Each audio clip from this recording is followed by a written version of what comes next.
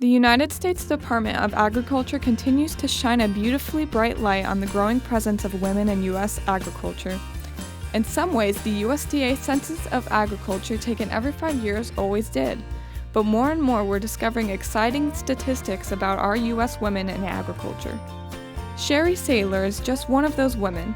Saylor, a Buckeye, Arizona cotton, wheat, and alfalfa farmer, along with her husband Rick, was elected to the American Farm Bureau Women's Committee in 1990. She has been a member of Arizona Farm Bureau since 1974 and formerly held the position of Arizona State Chair for Women's Leadership Committee. She is currently the Vice Chair of the American Farm Bureau Foundation Women's Leadership Committee. She also serves on the American Farm Bureau Foundation for Agriculture. The demographic of farm women is pretty interesting.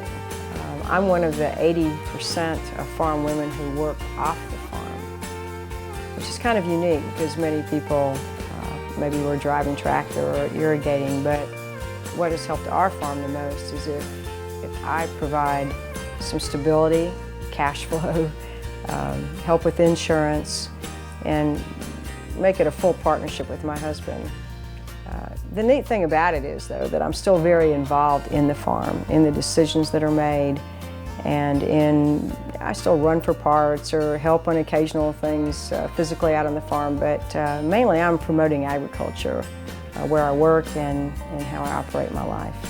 You know, when I moved out to Arizona, I was in my early 20s and hadn't really been from a farm background, but I had seen farms in the East, and what was so unique about Arizona is that we had 320 growing days a year, which made it possible to more than double our per acre yield in Arizona, which I thought was a really interesting thing.